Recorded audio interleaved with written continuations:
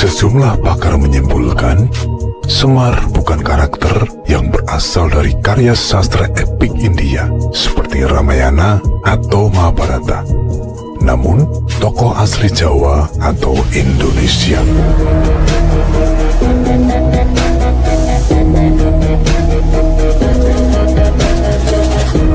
Dalam sejumlah lakon pewayangan, ketika Semar turun tangan, dewa sekalipun akan segan padanya, khususnya saat kesaktiannya yang dahsyat digunakan, yakni kentut Semar.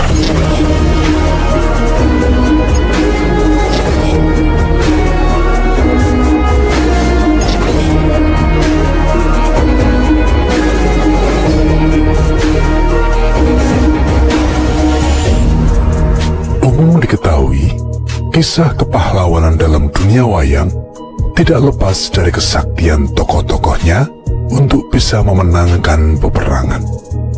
Arjuna dengan panah Pasopati, Bima dengan kuku Ponconoko, dan Sri Kresna dengan cakranya. Entah bagaimana, tradisi mengagulkan senjata pusaka ini juga tak lepas dari mitos yang menyertai tokoh-tokoh sejarah maupun tokoh legenda, seperti misal Ken Arok dengan keris Empu Gandring, Minak Jinggo dengan goto besi kuning, Panembahan Senopati dengan tombak Kiai Pleret, Ki Ageng Mangirwonoboyo dengan tombak Baru Gelinting, dan masih banyak lagi.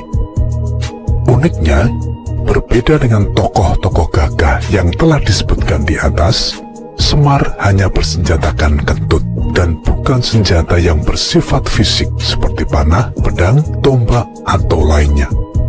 Dari sini, kemudian muncul sejumlah analisa menarik.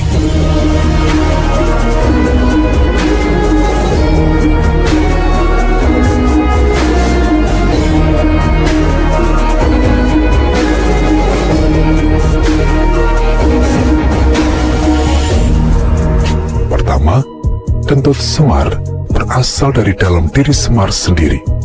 Senjata ini sifatnya kekuatan yang muncul dari pribadi, bukan alat yang diciptakan atau dibuat. Kedua, Semar menggunakan senjatanya bukan untuk mematikan, tapi untuk menyadarkan. Dalam beberapa lakon atau cerita pewayangan, Semar menggunakan senjata kentutnya untuk melawan musuh yang tidak bisa dikalahkan oleh Pandawa. Lawan-lawan tersebut setelah terhantam kentut Semar biasanya padar atau sadar, lalu kembali pada perwujudannya semula.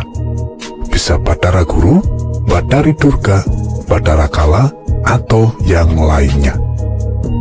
Ketiga, Semar akan menggunakan senjata kentutnya bila tidak bisa mengatasi masalah dengan cara konvensional atau menggunakan senjata biasa. Di sisi lain, dalam sejumlah lakon, Semar selalu digambarkan memihak pada kebenaran dan keadilan, terutama selalu meluruskan segala bentuk penyelewengan. Bagi sebagian kalangan, dia adalah sosok panutan, simbol kesederhanaan yang membawa pada sifat kearifan dan kesucian pandangan. Semar memberikan pandangan yang lebih murni tanpa bias terhadap permasalahan lain, sehingga bisa menangkap kebenaran seperti apa adanya. Jika dikombinasikan antara kentut Semar yang bernuansa suara atau bau busuk dengan kepribadian Semar yang bernuansa sederhana dan apa adanya, maka kentut Semar boleh saja dimaknai sebagai senjata kesadaran, sesuatu yang dikeluarkan untuk menyadarkan sasarannya.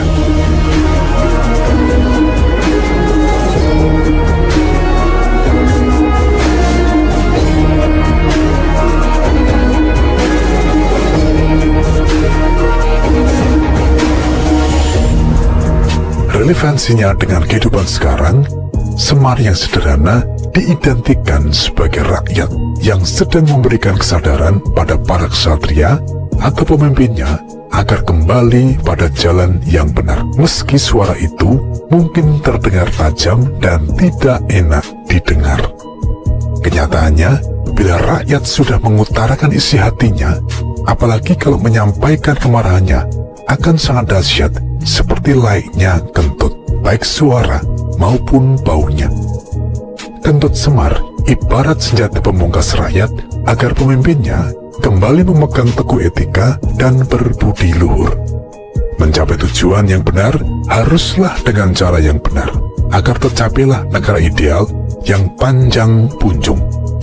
Panjang berarti menjadi panutan negara lain, punjung berarti mempunyai kewibawaan yang tinggi.